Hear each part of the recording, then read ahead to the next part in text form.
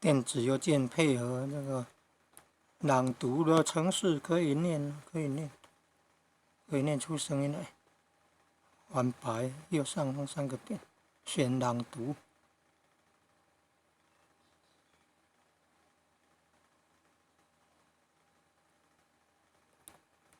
信义义和线上启慧教育红尘菩提王敬义讲师慈悲，活佛世尊慈语，问途因何要修道？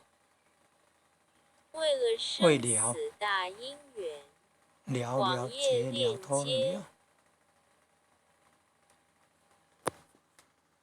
手机程式或者是电脑程式的都能够念文稿，但是破音字读音会有错误